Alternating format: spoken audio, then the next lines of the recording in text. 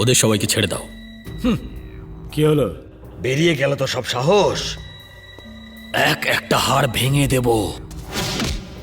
আমার দাদা কখন ফিরবে? আসবে। বল না রাজা, আমার ছেলেটা কোথায়? পাখি তো ডিম নিয়ে উড়ে গেছে, আর তোকে ছটফট করার জন্য এখানে ফেলে গেছে। আমি তোর ডানা কেটে ফেলে দেবো। আমার ছেলে কিডন্যাপড হয়ে গেছে, ওকে ছাড়া আমরা মরে যাব। ব্যাস, অনেক হয়ে গেছে। আমার ভালোবাসার সাথে আমার বন্ধুদেরকে কেন জড়াচ্ছ? ওদেরকে আমার স্বামী কখন বাড়ি ফিরবে?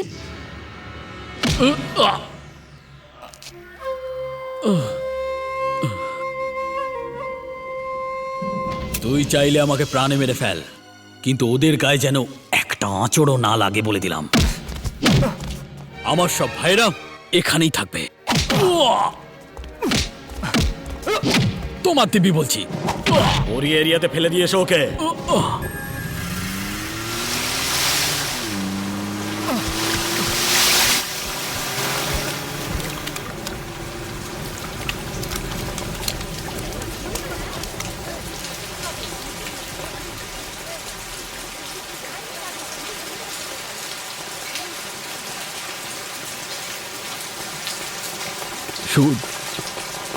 শোন রে, তুই ঠিক আছিস তো?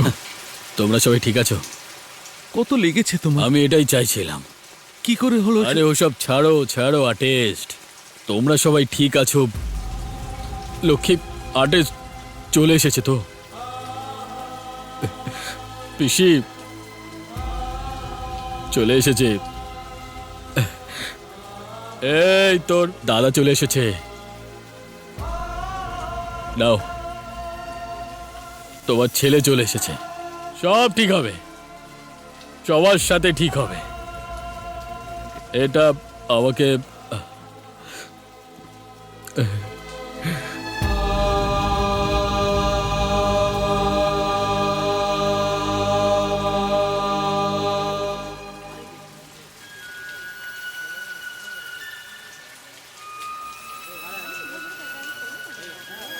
চলো আমার বাড়ি চলো। এই আর্টিস্ট, মেয়ের বাবা নিজের মেয়েকে পৃথিবীর সব সম্পত্তি দিতে চায়, কিন্তু ওর মেয়ের আসল খুশি কিসে এটা কেন বোঝে না? কেন কেন বুঝতে পারে না? রাজা, আর্টিস্ট, আমাকে একা ছেড়ে দাও।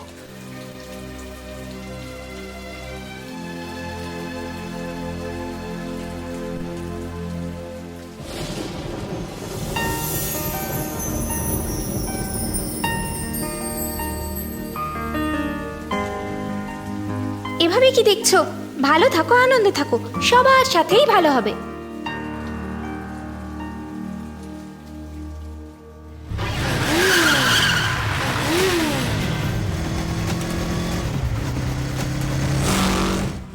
এ আবার এখানে ফেরত কেন এসেছে?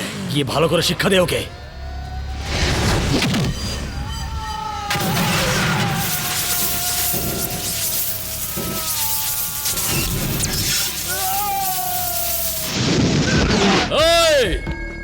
আমি চাইলে এই জায়গাটাকে কবরস্থান বানিয়ে দেব, কিন্তু তার জন্য আমি আসিনি।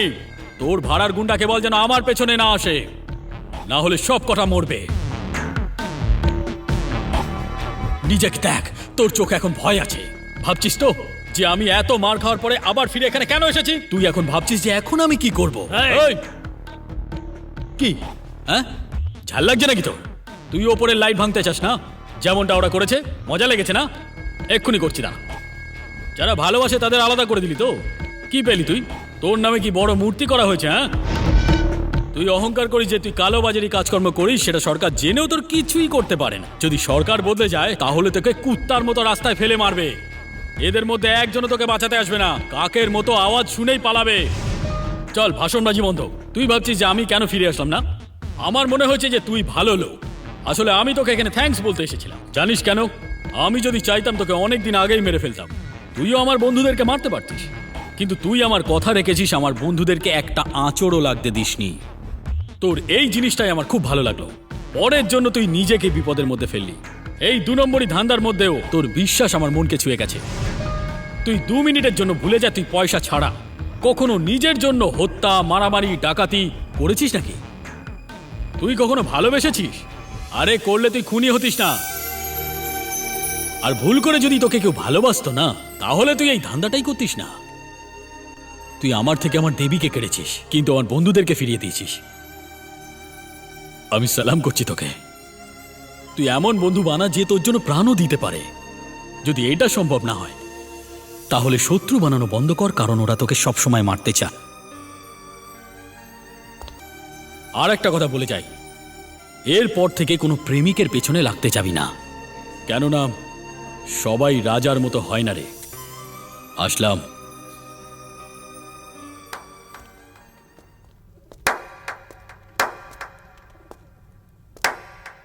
আসল আসল আসল আসল পুরুষ তুই, আসল পুরুষ। যদি ওর মতন কাউকে আমি আগে পেতাম না, তাহলে এই শহরটাকে আমি পুরোপুরি পাল্টে দিতাম। সাহসের জলজান্ত উদাহরণ এই ছেলেটা। আমার এরিয়াতে এসে আমার মতন লোককে চ্যালেঞ্জ করেছে, আমার সম্মান মাটিতে মিশিয়ে দিয়ে আমাকে অপমানিত করলো। আমি তোর সাথে পাঙ্গা নিয়ে ভুল করে ফেলেছি। তুই সত্যি সত্যি সাহসী। বন্দুক, ছুরি, লাঠি দিয়ে তো যে কেউ মারতে পারে, কিন্তু এ তো ভদ্রতার চটি দিয়ে মারলো আমাকে। আসলে তুই তুই হচ্ছিস বাঘের বাচ্চা। ও আমার মন জয় করে নিয়েছে। ছেড়ে দিলাম, আজ থেকে সব ছেড়ে দিলাম। তুই একদম ঠিক বলেছিস রে। যদি আমার জীবনে কোনো ভালোবাসার মানুষ থাকতো, ঠিক বলেছিস, যদি আমাকে সত্যি কেউ ভালোবাসতো, যদি সত্যি আমাকে কেউ সামলে নিত আর আমি তার জীবন হতাম, তাহলে এরকম কখনো করতাম না। যা করেছি তা কখনো করতাম না। সম্পর্কের মানে নিশ্চয়ই বুঝতাম। ছেড়ে দাও সবকিছু, সব ব্যবসা বন্ধ আজ থেকে। ছেড়ে দেবো বস। তুমি যাও।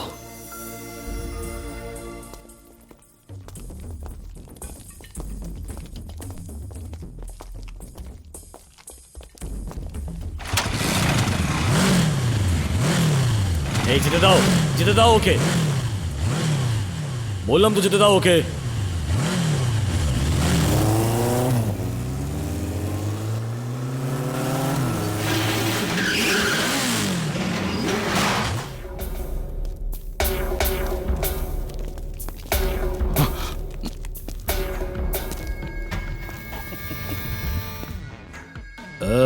চমকে গেলে কেন? এই, তুমি বলেছো যে ও আসল পুরুষ, আমি ওকে কেন মারবা? আমি আগে থেকে জানতাম যে ওর পেছনে পড়লে সমস্যা হতে পারে, তাহলে কাউকে তো মরতেই হবে না। কে? তুই তো এখন আর অস্ত্র ধরবি না, তাই আমি ভাবলাম যে সেটা আমি তুলে নিই। কে? ঠিক বললাম তো? হ্যাঁ, মেরে দে।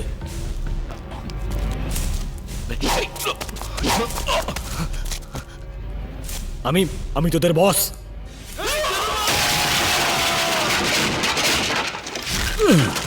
আরে পাটা মুচকে গেল। আরে এমন ভাবে কি দেখছিস?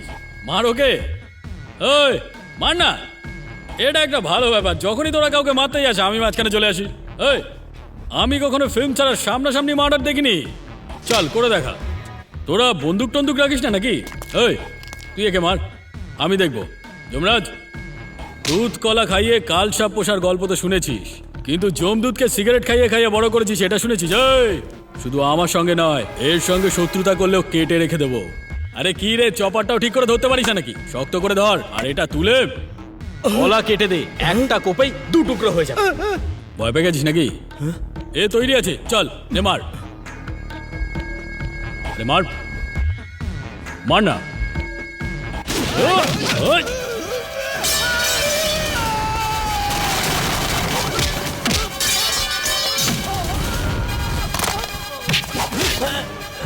পেছন থেকে যারা মারে তাকে আমি হাত দিয়ে নয়, লাথি দিয়ে মারি।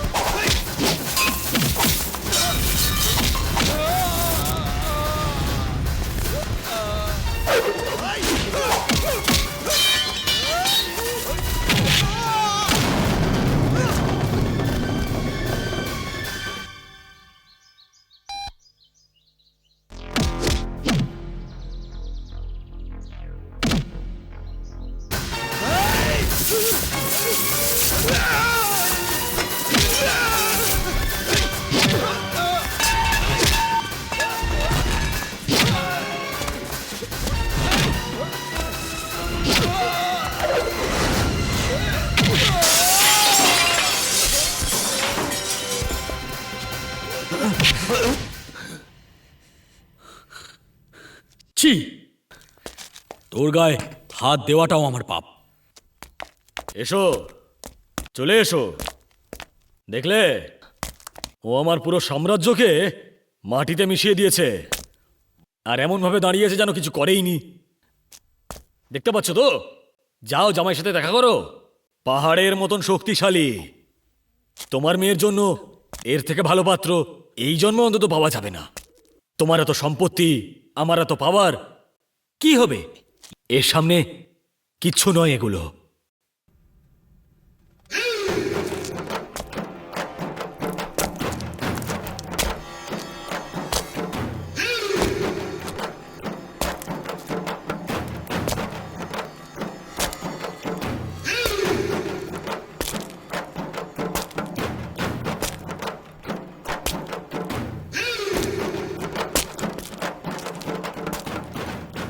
যতক্ষণ না কেউ হারে ততক্ষণ জিতে মজা নেই।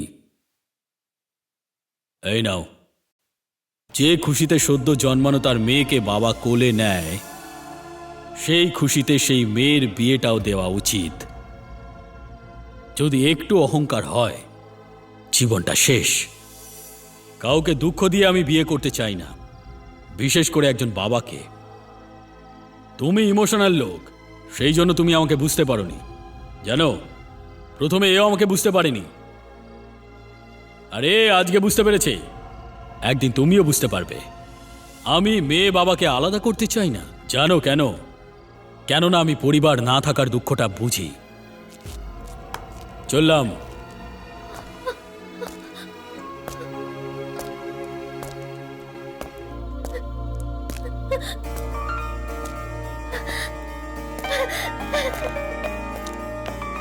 রাজা,